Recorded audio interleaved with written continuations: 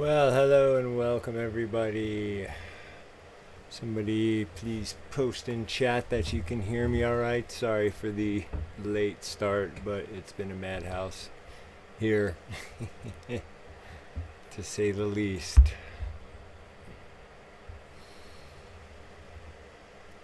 So as soon as someone gives me the thumbs up that you can hear me, we will get rolling.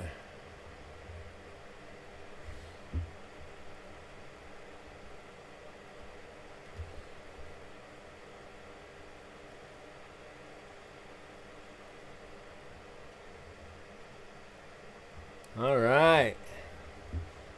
So, welcome everybody to a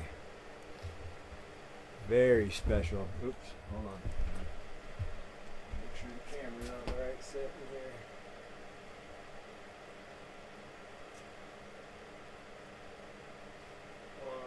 That's right. There. There we go. Okay, should work. Sorry guys, I'm just trying to get one of my cameras up and running. It will just be one more second. Bear with me. Yep, you'll see. It'll change here in a second. Why are you not working? Hold on one second, gang.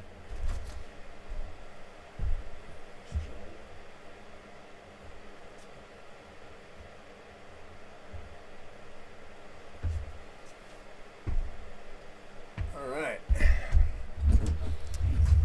So, everybody can hear me though now, right? Correct?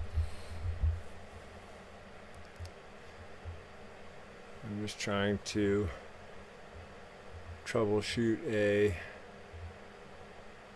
camera issue here, which should not be an issue because I use it all the time.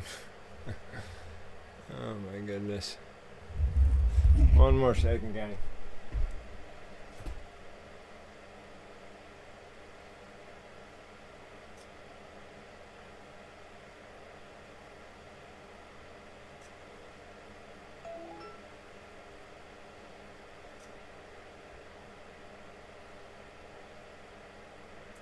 Oh, that's fine.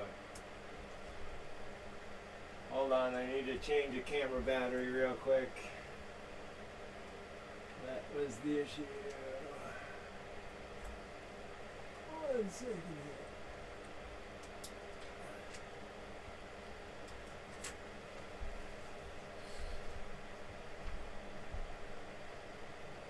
Just gonna find the camera bag.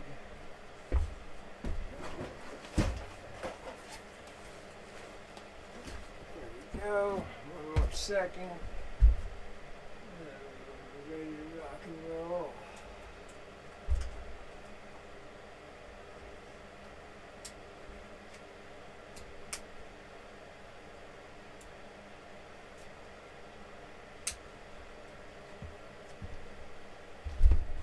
All right.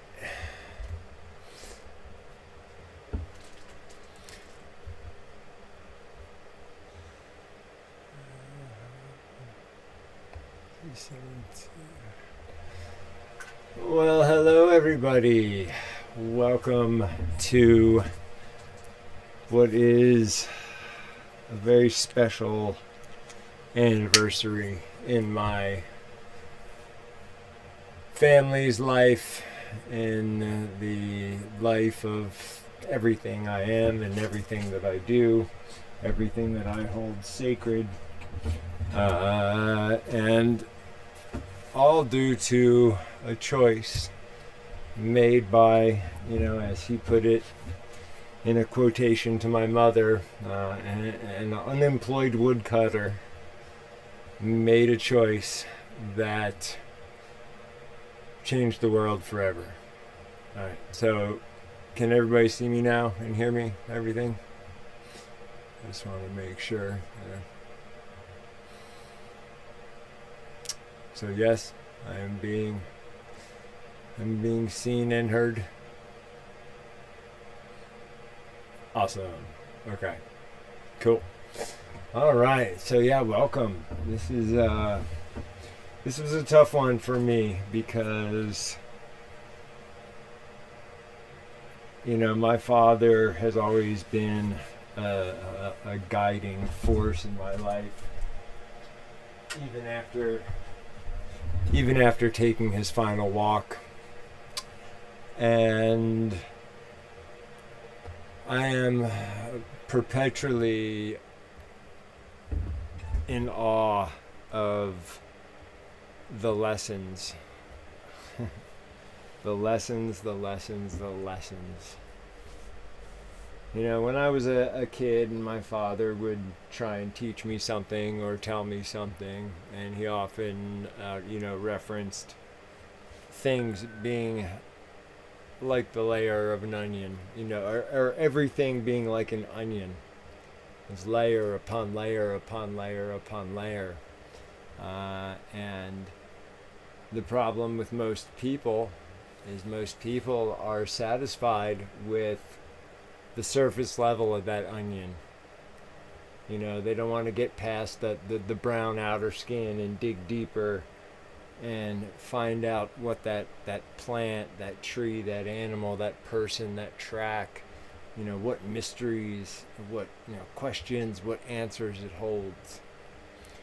So I cannot help but to be so grateful for my father for instilling that knowledge in me, or I shouldn't say instilling the knowledge in me, but making it so that consciously, subconsciously, without thought, I wake up every morning and I choose to look upon that day as the first day of the rest of my life. It's one of my new mantras. It's the first thing out of my mouth after I do my breath work and meditation and all that good stuff. And I try to approach every day as if it's my first. That way, no matter what you do, no matter how mundane the task you might have to do may seem, there's magic to be had there. There's magic to be seen there. There's so much. There's so much. Everything is so nuanced and has so many details and patterns and layers upon layers upon layers. And only when you've spent a lot of time in the woods, like my father did and like I have, and those of you out there watching who are also nature educators, you reach this point where you're in the wilderness and you just know where something is. Be it a deer or a rabbit or, some animal sign. You just know, because eventually you spend enough time outside, the earth gives us gifts, because it realizes that we are trying to attempt to kind of go back to our hunter-gatherer roots, where we were much more closely intertwined with Earth Mother and all the trillions upon trillions of beings that dwell upon her. I often, with my students too, to illustrate this point, and it was really easy to do when I lived in the Pacific Northwest. There's these beautiful stumps, unfortunately from back in the day when they just clear cut everything. But there's these ancient old, red cedar stumps or hemlock stumps. And you can have two stumps that are 20 feet apart, yet when you look at them through the eye of the tracker, when you approach them from the place of the sacred question, you realize that these two stumps, even though they're in proximity to each other, they may have completely different species of moss growing on them. They may have completely different, critters, insects around them. And then it really makes you think about, is there anything in this world, that we would consider to be alive, that is just a singular being? We like to think of ourselves as individuals, right? As individual people. When in fact, we are a meat suit with a nice, meat computer up here and some bendable thumbs. And then we have trillions of other organisms throughout our body. We have, I've said this before, we have mites in our eyebrows that help clean the base of our eyebrows. We have countless flora in our gut to help us digest our food. We have bacteria and things on our skin that help to, act as a first layer of immunity. There's no such thing as a true, just singular being. Even down to the smallest single-celled organisms in our body. And that's why I often encourage people, if you have access to a microscope, I know my buddy Jim, if he's watching, he'll probably sell you one at a good price. But, go out and get some water from a pond and put it on a slide and just look in there. There's one or two little drops of water. And if you have the right type of microscope, you see this myriad of life forms that are alien in appearance. They've got many legs. Some just kind of like lumber themselves around that droplet of water.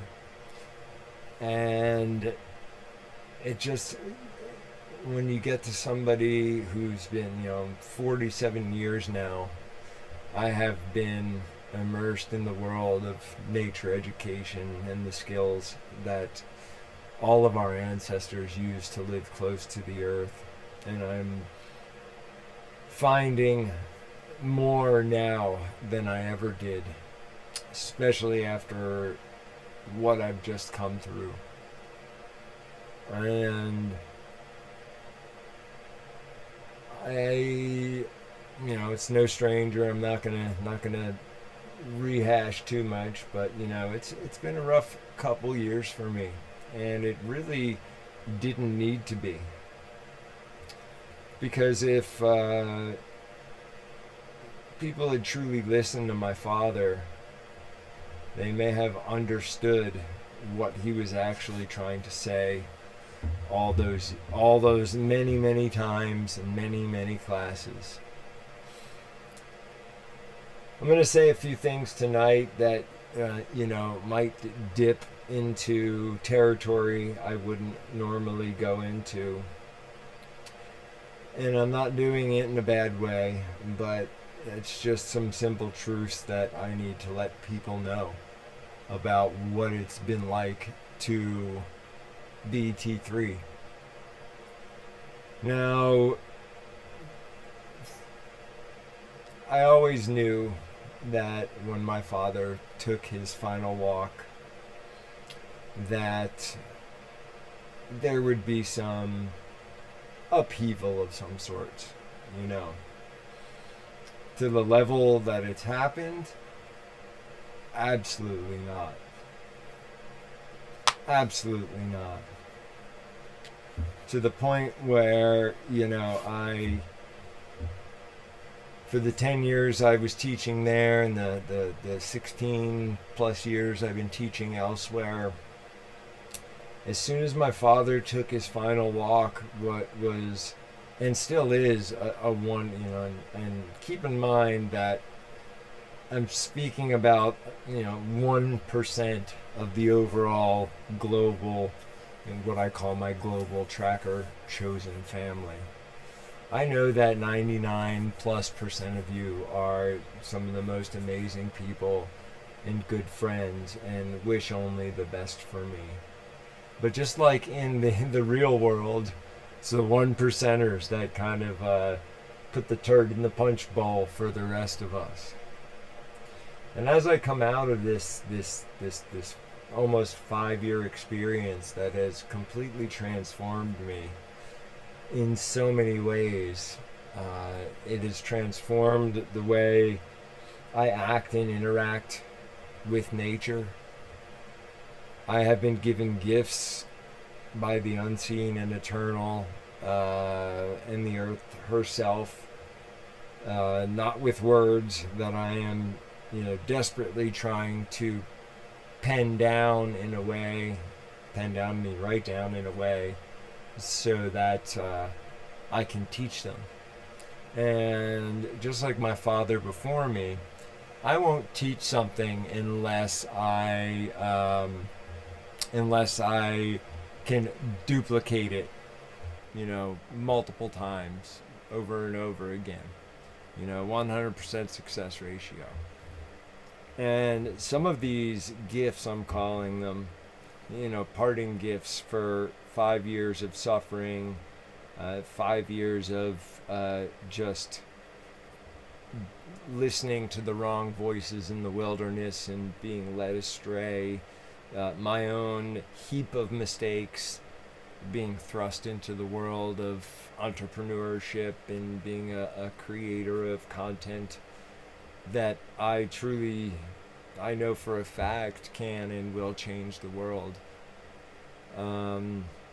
It could have been made a whole lot easier on me if it weren't for but a few bad eggs that saw an opportunity in my father's passing as a way to make a power grab. And,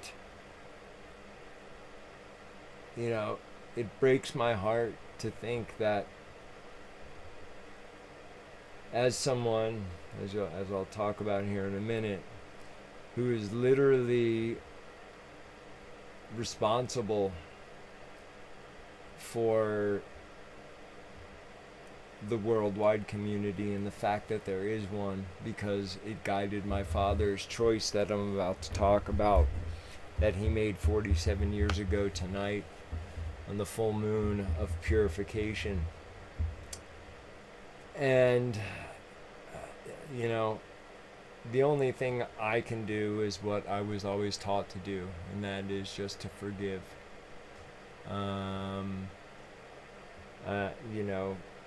Because even though these last 5 years haven't been the most pleasant, they have been the most jaw-dropping learning experiences and lessons in all of my, compared to the whole rest of my life. And I can't wait to start to weave them into my actual teaching.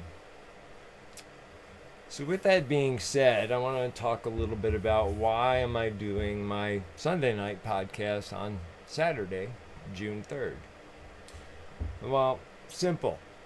Tonight is a often forgotten about but very important date in the history of my father's work. If you remember back to, I'm not sure what lecture it is in the standard class, and he talks about how after all his wandering, he finally comes back to New Jersey and he starts, teaching Boy Scouts and the state police, and that's how he initially met John Young. But the plan was, when I was old enough to carry my own weight, so figure 5 or 6 years old, the plan was that my mother, my older brother PJ, myself, and my father were going to set off into the either the Bob Marshall Wilderness or the Canadian Rockies and disappear from society because of all of just the my father couldn't cope with all of the destruction he saw on a daily basis that we have wrought upon the face of Earth Mother. And then he remembered one of the final conversations he had with Stalking Wolf. And Stalking Wolf said to my father, "Grandson, someday you will have a son whom you will name after yourself.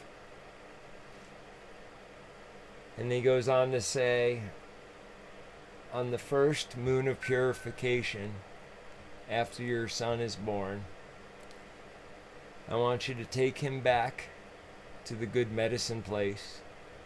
And the good medicine place is not the primitive camp. It's they had several camps around. It's a different spot. But he asked my father that, after I was born, the full moon in January, to take your newborn son back to that place and lift your pipe in thanksgiving. So, I'm sitting here as I'm working on these things today, and I'm thinking back 47 years to what my father was doing at that moment in space and time. I know he was, by looking at some of the early photos of him holding me, it looks like he's holding the most fragile crystal thing combined with a nuclear bomb that might go off at any moment. So I can just imagine him bundling me up for a nice chilly January evening in the Pine Barrens. And he just propped me right up in the seat of his Land Cruiser, because car seats just weren't a thing back then. And he made that drive back to the good medicine place. And, for those who are familiar with the Pines, the good medicine place is a little bit closer to Lacey Road than it is 532, which is the road the primitive camp is on. And from what I heard, stories from my father from childhood, it was like a slice of the Pine Barrens combined with a little bit of that northeastern hardwood ecosystem. If you've ever driven the Garden State Parkway, it's really crazy. You're driving along and it's all like oak trees, hickories, hardwood trees, and then right at like mile marker 98, it's like you could draw a line right down the middle. It's pitch pine trees and sand. And, for those of you who don't know this, the Pine Barrens are one of the, if not the most unique ecosystem on the planet. There are only 4 other places where they exist, I believe. I know there's some on Long Island, I think North Carolina, and maybe somebody in chat can come up with the other one. So it's a really unique environment, and if you've never been there, it is literally sugar white sand with pine trees, pitch pine trees being the primary, tree. You got some scrub oak in there, got a lot of blueberries, a few other types of berries, and then you have the beloved cedar swamps, which are like, where Yoda would live, had he lived in the Pine Barrens. Well, he did live in the Pine Barrens. So the good medicine area had a little finger of those kind of eastern hardwoods that dip down in through it, and it made it a bit more biodiverse. So it was a special place. So it starts to get dark. My mom is of course concerned that my father's taking me in his 1972 Land Cruiser with no seatbelt, just kind of like stuffing me on the bench seat and propping some book underneath me so I don't go rolling off back into the Pine Barrens late at night. And I remember him saying, looking over at me and thinking how proud he was and how he knew, according to grandfather, that I would follow in his footsteps. And then something happened. He took the turn to what was the good medicine area, good medicine place. And what was once a beautiful cedar swamp and a little opening for camp, and a stream that was so clean you could drink out of, and just all this beauty had become a putrefying illegal garbage dump. And my father says, and when he talks about this during the standard class, he literally had to lay me down on a pile of trash and then go search around for the center of camp, where the fire pit was, and lit a fire and lifted his pipe the whole time in tears, thinking that how could somebody come back to such a beautiful place like this and just leave their junk everywhere. I often question that a lot too. When I lived in Oregon, I lived up near, my backyard was essentially 1.2 million acres of national forest, and I was always up in the mountains in my truck or my Subaru, and I would always carry a box of contractor bags and gloves with me, because people would go out camping and they would just either burn all of their stuff, tents included, trash included, or they would just leave it. And it used to really piss me off. And then I realized that, I forgave them too, because that's the only way they were taught to enjoy nature. That nature is our, the great filter, and it'll just take care of it all. Somewhere in this book I have exactly how many 50 or 30 something gallon contractor bags I filled with trash in my time in Oregon.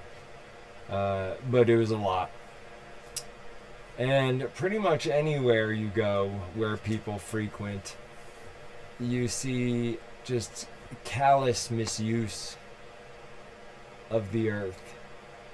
Another thing that really just baffled my mind and boggled my mind about Oregon was people be at a park walking their dogs, right? Their dog would stop and poop. They would pick up the poop with a bag, tie it off, and then just throw it in the bushes, or just throw it in the middle of the trail. And I used to come upon these bags of crap and think of collective, creative ways to fling them back at said person. But I just could never understand why, if you're gonna take the effort to bag up the poo, go one step further and take it to one of the many trash cans that inhabit any park that you go to. People who claim to be outdoors people and care about nature. I remember it was one of my first mornings fly fishing for winter steelhead on the Sandy River. And I was so excited because as a lifelong fly fisherman, I had always dreamed about living in salmon and steelhead country. And those dreams were kind of rapidly dashed when I came to the realization that at one point the Columbia River Basin held the largest steelhead runs and some of the largest salmon runs in the entire world. Estimates as far as how many fish would return every year were in the tens of millions. And then lo and behold, I moved there in 2017, and I open up the paper you get every week that has the dam fish counts, because the big hydroelectric dams have little windows so they can count how many fish go through. And they tell the native fish, the ones that have bred naturally, from the hatchery ones, because the hatchery ones, they snip off the fin just behind the dorsal fin. So, one day when I go to fish and I read that I was planning on fishing the Willamette that day, or the Clackamas, sorry, and I saw that in the last 48 hours, 2 this wild steelhead had made it back that day. Some years the fish counts would be 300-400. Sometimes they'd be a few thousand. But nothing of what I was led to believe of, you're in the world of salmon where the rivers are so full of fish that you can walk across their backs and your feet won't ever get wet. And it's just to think how quickly we've decimated something that was once just, the volume of biomass that would go in and out of the Columbia River every year was enormous. And when you're in Portland, if you see a building that's made in 1903, it's considered historic. I grew up in a farmhouse that was built in 1778. But the colonization of Oregon and Washington and all that, in just 100+ years, we've taken this huge fishery and decimated it to where now, on average, they say 0.05%, and I may have that figure slightly wrong, but 0.05% of wild salmon and steelhead and even hatchery fish make it back to their natal rivers every year. And part of the reason is, of course, commercial fishing. We like our fish. Part of the reason is all of the hydroelectric dams and the sea lions that just post up in front of the fish ladders and eat salmon to their heart's content. Not to mention the fact that they have to make it up these fish ladders. And I think the furthest recorded, steelhead went from hundreds of miles to its spawning reds. And then the cool thing about steelhead and why they are, separate from salmon in my mind, is most salmon return after they're full-grown adults, and they die after they spawn. Steelhead, however, don't do that. They fight it out, they lay their eggs, they turn around, and they go back out all the way to the Sea of Japan and make a big loop. The first time they go out, they spend about 5 years out there, and some of the bigger fish 6-7 times. Think about all of the predators that this fish had to evade to become this chrome, beautiful, just when you hold one, it's like solid muscle. And that's why it's such a desirable fish to go fishing for. And I put my days in when I lived there, and I think in 5 years I fish actively. I caught 4 hatchery raised coho salmon, and I caught 2 steelhead, one that was wild and one that was hatchery raised. And that's something like probably 60 to 80 days on the river itself. So, I still am forever the optimist, because if you look at the way the West Coast is doing things now, they are starting to remove a lot of the dams.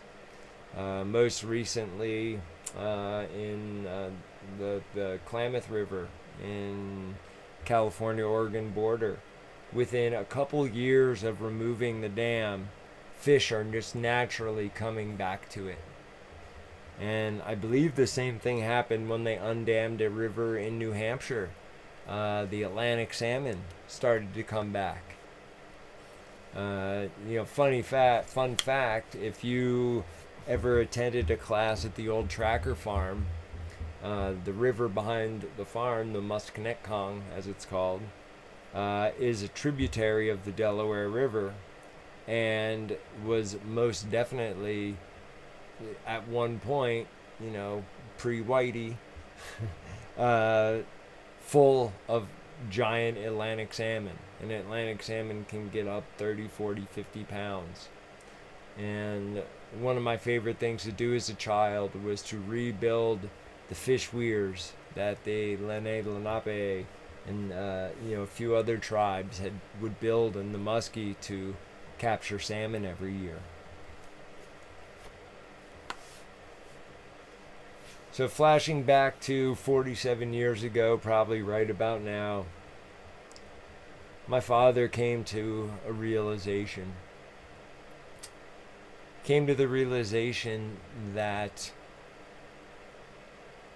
running away with me and my mom and maybe my brother and just kind of homesteading, living off the land, when you possess this wealth of knowledge, you are doing no better than those that seek to pollute and destroy. So it was that night, probably, let's see, it's 8 o'clock here, so it's 9 o'clock there.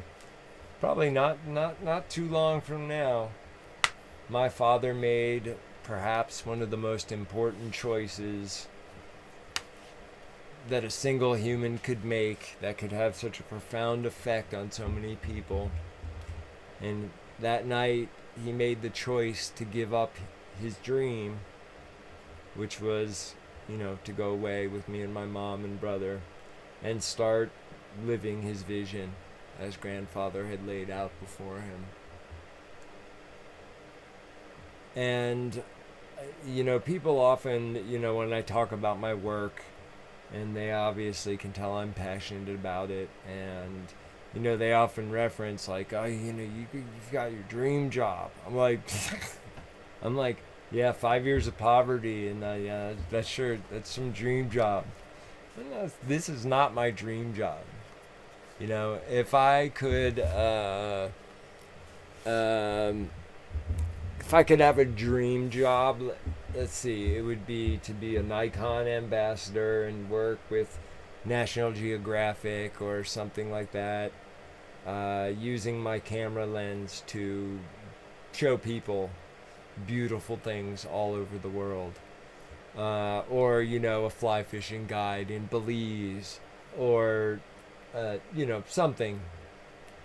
It's a nice dream to have.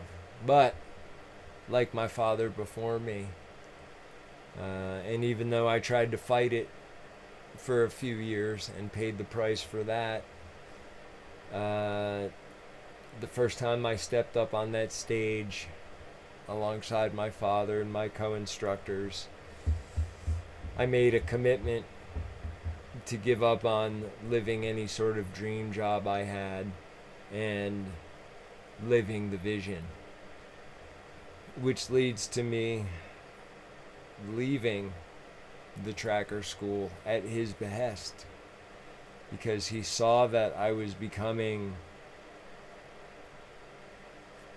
I don't want to use corrupted, it's not a very good word. I was being influenced by the feeling of 100 people plus coming every month and hanging on every word you say. It's just like anything, it's an addictive feeling. And I even used to warn standard class volunteers when I would lead my volunteer meetings. I would say, listen, gang, just because you are here as a volunteer, to the folks who are here taking this class, you are special. And not only are they going to be watching everything I do, but they're going to be watching everything you do as well. So keep that in mind, with your behavior and how you act and interact, and, never do anything without thinking, somebody might be watching. I've got a funny, very too adult story to tell about that one some other day. But yeah, when I ask myself if I could go back and do it all over again, would I still choose this path? Abso-freaking-lutely. without question, without a doubt, because there is nothing I would rather be doing with my time in my life than watching somebody blow their first Tinder bundle into flames, or teaching people that those things they've been getting rid of out of their yard because they think they're weeds are vegetables and leafy greens that are far more nutritious than the stuff they're buying at the store. And as I was going together and looking through old notes for tonight, I just came upon some testimonials from students, and it made me realize why everything that I've been through, and I'm sure I will be tested again and again and again by the universe as I grow older, but I'll be that much more prepared next time. It's the experiences I've had, literally having to learn how to live, as a person, as an individual, which is something I had never done at any point throughout my life. I had always lived with a partner or friends, or when I was younger at home, and it led to some pretty rough times. And then, to make things worse, right at the almost what I think is the worst part of it, my father takes his final walk. And previous to that, and a couple years before, my stepmother took her final walk, and then a couple years before that, my own mother. And speaking of my mother, I want to say thank you so much, Mom, because many people don't know this, but there would never, ever, ever have been a school or a book if it were not for my mother believing in my father, believing in his words and his work, and gently cajoling him into putting pen to paper, writing some of these experiences down. So, my mother for 15 years, worked ceaselessly alongside my father. My father was in charge of everything to do with the students and the classes, and my mother and a few others were in charge of all the back end work. And when my parents divorced when I was 12 years old, 13 years old, just like is being done to me now, it's like poof, all of a sudden, this woman that was a pillar of that place, very few people still remember her, and that breaks my heart. One thing I've learned over these last few years is a whole bunch of observed behavior from people that I once loved, respected, and would have given my life for in a second if the need arose.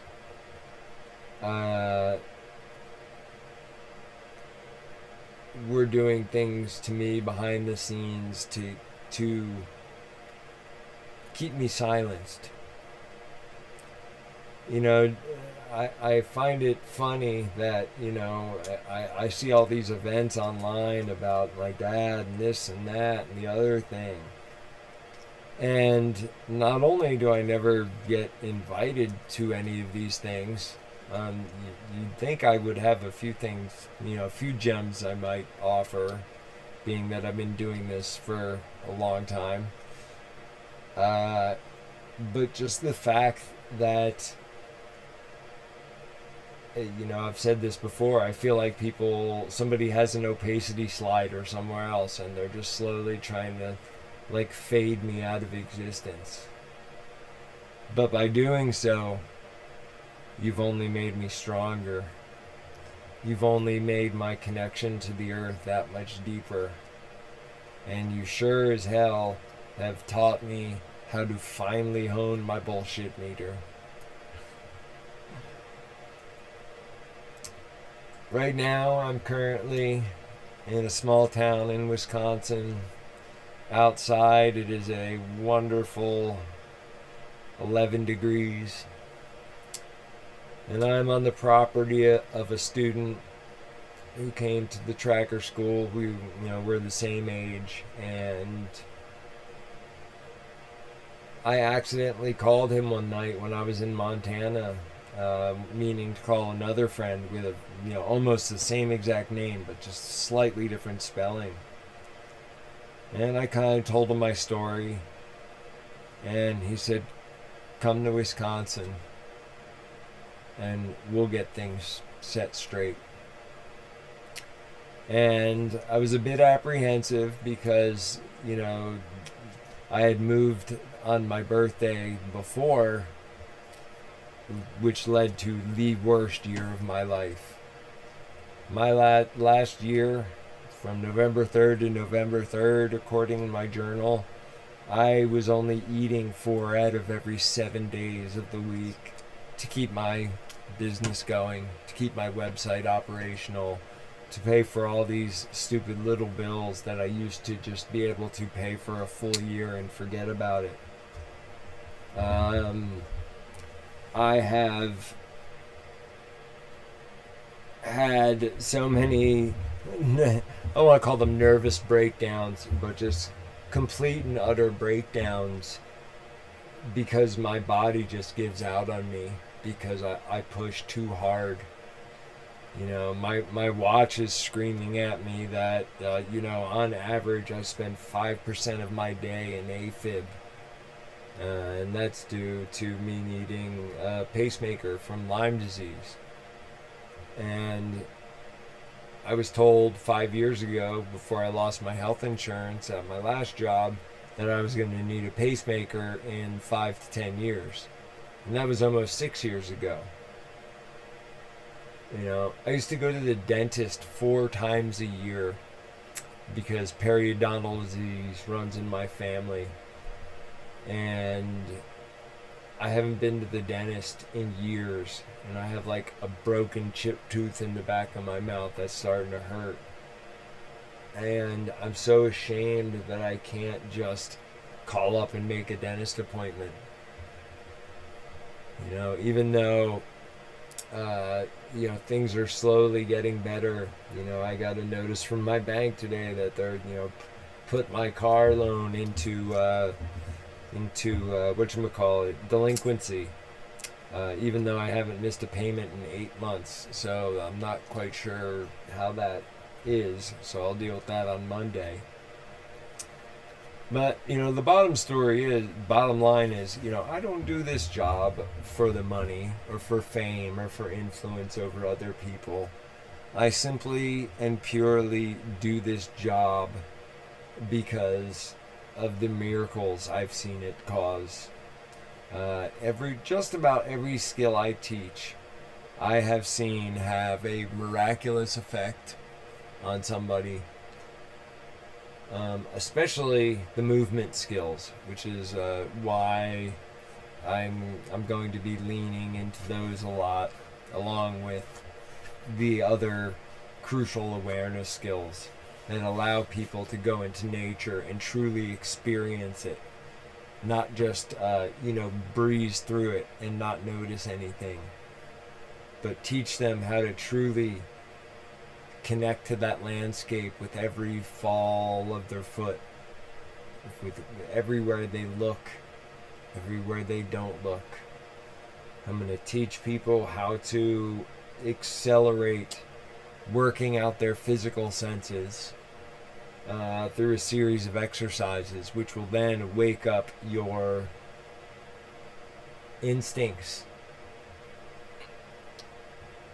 Another gift that was given to me involves something known as the baseline. So, to those of you, when I say the word baseline, you probably think of the overall level of animal and activity based on the time of day, the season, whatever. But typically in most places, the baseline is, right before dawn, it's pretty quiet. And then just as that blue light comes up a little bit, you'll get that bird chorus in the morning. And then there'll be this spike right around 10 o'clock. And then in the middle of the day, there'll be this lull.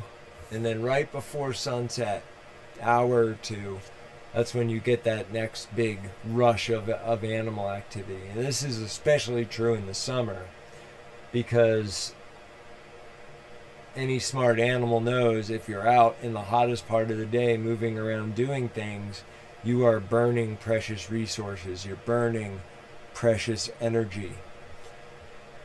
And I used to go at a place and be able to step to the edge of the woods. And anytime I go into a new patch of woods, I always ask permission first. And before I take a step in, I use my eyes, my ears, my nose to take a reading on that baseline. And in my head, it used to kind of appear to me as this one-dimensional graph. But now with these new tools that I have, instead of that one-dimensional graph, I can now take that and turn it like a three-dimensional EQ and separate it out by different layers and levels, and learn how to read all those different signs, on top of each other, and how they're acting and interacting with each other. My first lesson into this was due to one of my new favorite birds, the Steller's jay, which is related to blue jays and Canada jays. Just in my time in Oregon hanging out with Steller's jays, I learned that they have an alarm call for humans. They have a different alarm call for coyotes. They have a different alarm call for bobcats. They have a different one for mountain lions. In fact, with mountain lions, they go silent. So if you live in mountain lion country and there's all of a sudden a bunch of bird noise and you're moving pretty slowly and steadily and not breaking that baseline, everything gets quiet, you might want to keep your head on a swivel, because there could be a mountain lion nearby. And that's, I think the thing that I am most thankful for as far as gifts and lessons my father gave me was that I'm never bored. I can, through things like the sacred question, I can use that ceaselessly, whether it's about something in nature or about something in my own life. And much of my learning,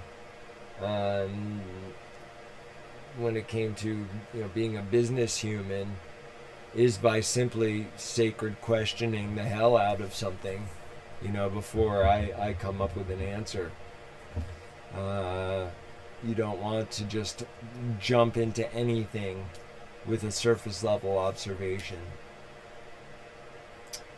And before I wrap this up and show this one final thing I wanted to show y'all, I want to say thank you to those of you who in the last month or so have personally reached out to me and apologized to me for not calling me and checking on me and seeing how I was doing, after my father passed or after my mother passed, or if I needed any advice or anything like that. There were so many people who saw a rumor online, that was started by people I hired or worked with, for years.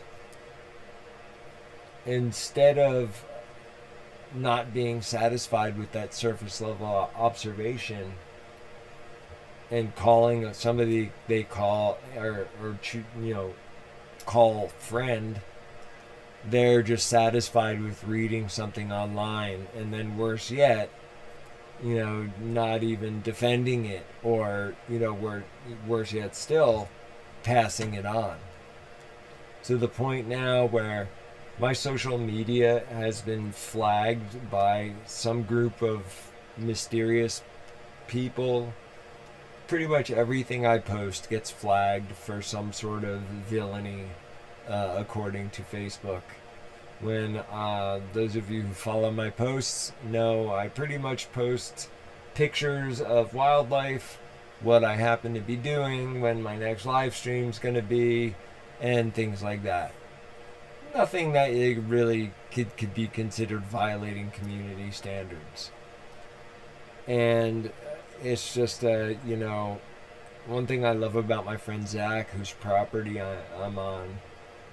Here's a person who's been incredibly successful in life, and he just keeps things simple. He runs his business with a paper notebook in his back pocket and email. And if you were to turn one of my cameras filming me, I have 2 monitors right here that are showing me, what I'm seeing and what you're seeing and all that stuff. And I just think of, even though I've slimmed my life down and simplified it, and now that my community here recognizing that me having to sell my camera that my father got me for my birthday in 2024, because photography was the one thing that was special that my father and I shared. I was forced to sell that last February to keep my car from getting repossessed and losing access to my website.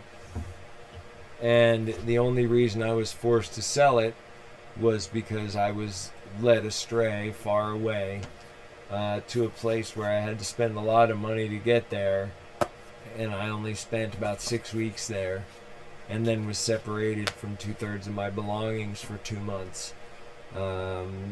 So I couldn't adequately open my business again. And then when I get here, and I feel like, wow, I can finally breathe again. I know there's people just over there, a short walk that I can go hang out with and have dinner with, and conversations, and these things that were so foreign to me after 5 years of pretty much talking with store clerks and customer service people. It's so nice to be appreciated for who you are as an individual and the things you know how to do. This place, it was almost like the most perfect place I could end up to finish out this 5-year test. It's a place where it has all the things I love. It's got lots of wildlife, lots of heavy equipment, and I can fill many roles here, from running a skid steer to hanging out with my friend Fern, who's 2.5 months old, or my friend Sawyer, who's 3 years old. I've picked up a myriad of skill sets throughout my life, and to whoever opens their home to me, I open my skill sets to them. And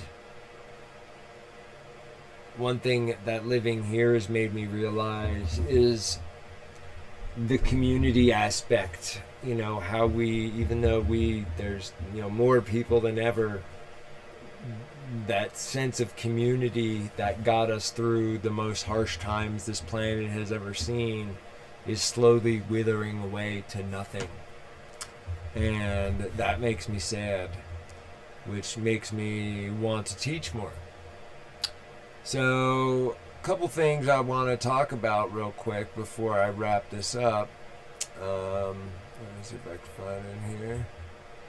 Where is it? No, is that one? So, where is it? Dang it.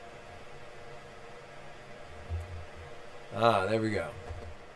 So, Over the weekend of, I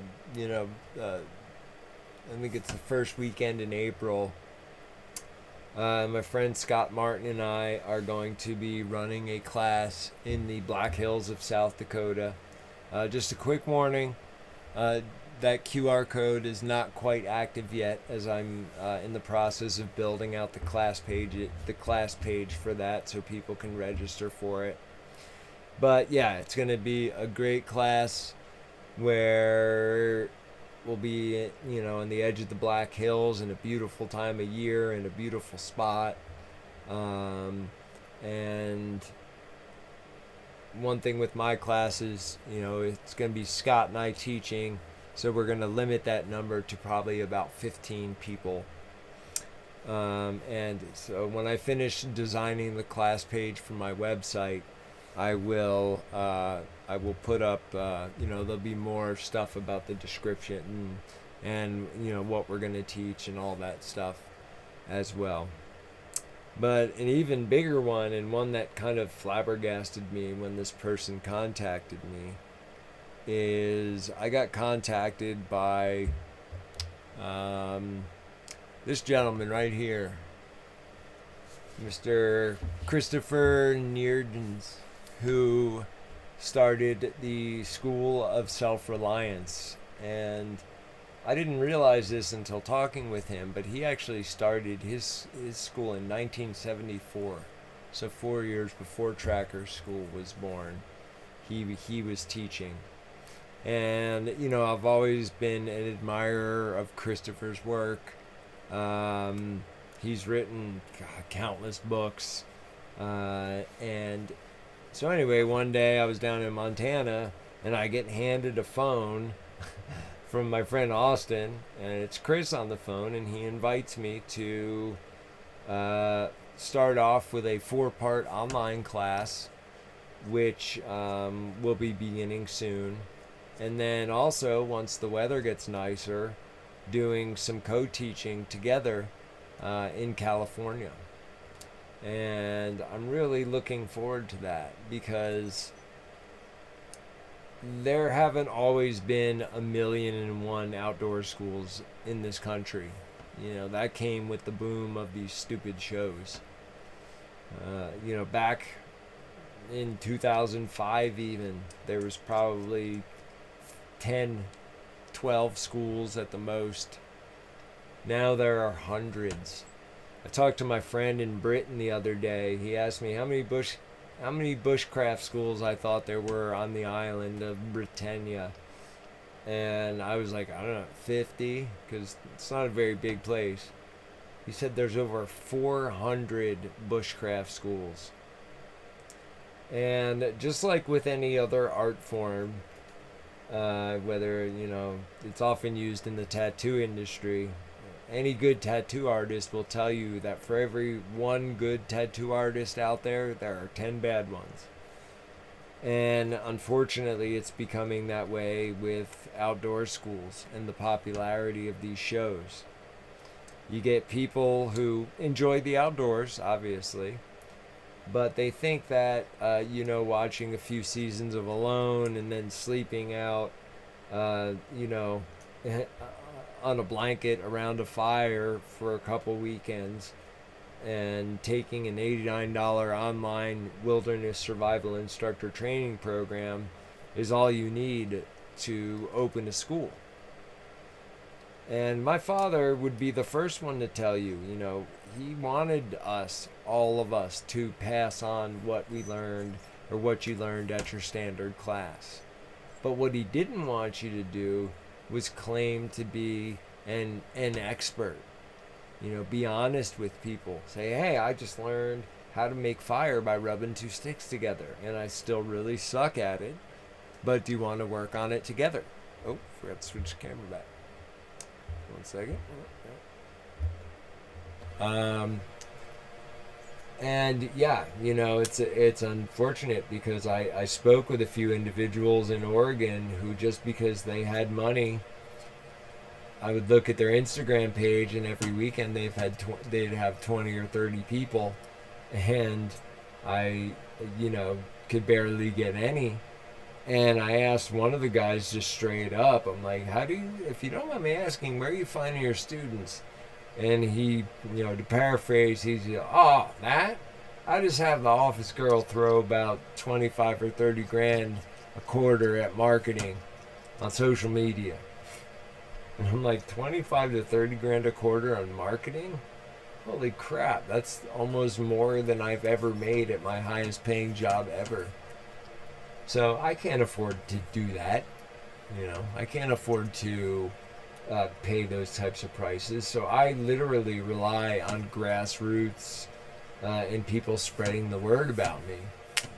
And just the other night, my friend Austin sent me a document that he generated by querying a few different AIs. And the information provided in that was pretty mind-blowing. And it was, I may share it publicly, I may not. But, at least according to that document, I should be doing way better than I actually am.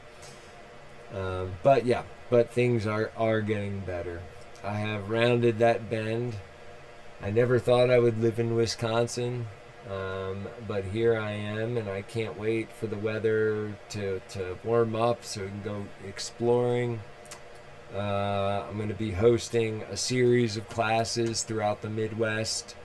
I'm still going to do the nomad thing. I physically need to get my health back. I financially need to get back on my feet a little bit more so that I'm not just, one of the things that just crushed me was just as I was getting ready to run, hit go. I chose not to turn my Starlink on this month. I chose to pause it for a month and work out of the office just over there where there's internet. But it would have required quite a bit of moving of gear back and forth. So it was supposed to end, my service was supposed to end tonight at midnight. So in order to run this, I spent $165 to turn on my Starlink for another month, just so I could do this live stream and the ones I have coming up. And I love Starlink. It's worth its weight in gold. But I wasn't planning on spending that this month. So now I've got to come up with someplace else to come up with $165 to fill that hole.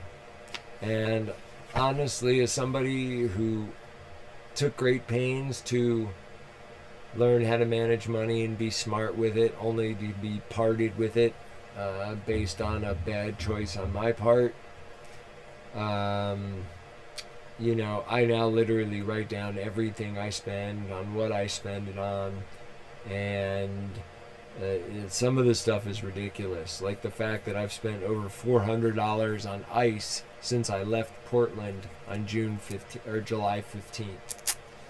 However, now ice isn't such a thing. Ice is not an issue now, so I got plenty of that out there. But yeah, stay tuned I'm going to be announcing a lot of other collaborations and things soon. Christopher's going to be he's going to do an interview with me that he's going to get in a magazine where I get to tell my side of the story in all of this madness that has ensued over the last year. Because the other last week I attended an event, the prayer for the Pine Barrens, and I may have missed it, but the only person I saw that even acknowledged I was there, was my friend Clementine. And I'm watching the people who are speaking, and I'm like, oh, if people only knew the reason why that person is part of the circle, or that person, they might think a little bit differently. But once again, I won't expose any information to make anybody look bad. You know, in the hundreds of meetings that went on over the last year and a half about my father's legacy, I have not been invited or asked my opinion at a single one by a single person or group of people. It's like I don't exist. It's like I haven't been practicing these skills for 47 years and teaching them for over a quarter century. It's like I'm a ghost. And trust me when I tell you that the T3 that you knew back in the day is not the T3 that exists now. This one is much more savvy and smart and ready to truly rebuild on this firm foundation that my friend Zach and his family have opened to me. Got me a new camera body, which is something I'm so thankful for, because I can now continue to show the world the way I see it through my eyes. And it just, I'm filled with gratitude, even with the obstacles I still face. I know that with the right people around, I will truly fly. That being said, I wanted to share one last thing with you. And one thing that really saddens me is, being that I'm a photographer and a filmmaker, I have very little to no footage or audio of my father, talking or teaching. Many years ago, I started Tracker Audio as a way to, make a little bit of extra revenue and provide students with a superior audio recording. So I just so happened to find in my Google Drive portion of a standard class, and it was right before the Tracker 30th anniversary party, because he references it in there. And I want to close tonight's. I'm going to let my father close tonight. So, thank you all for your continued love and support and messages. And just know that, if you think you can help me in some way, whether it's internet marketing or learning this, that, or the other thing, how I can do things more efficiently. Because as an individual who does the job of 4 people, I've had to streamline things to the point where, it's not quite a well-oiled machine, but it's much better than it was. But there's still always room for more learning. So, Dad, I'm going to leave the rest of tonight's episode to you.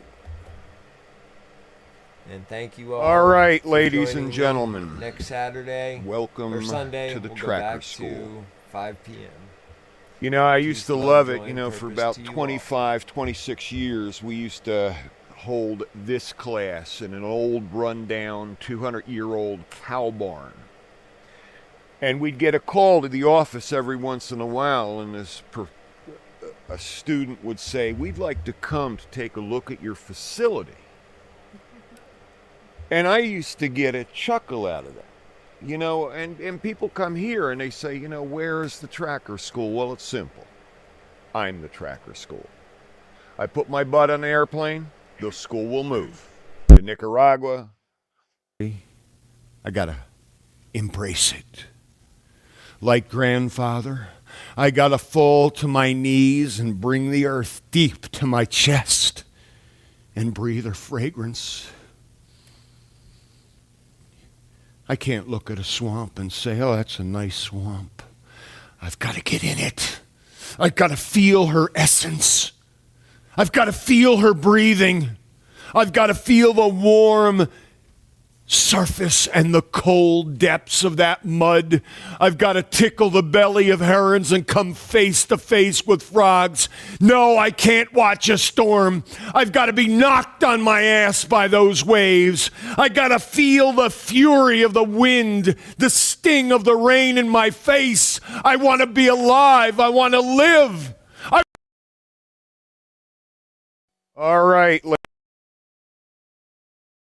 All right, ladies and gentlemen, welcome to the Tracker School. All right, ladies and gentlemen, welcome to the Tracker School.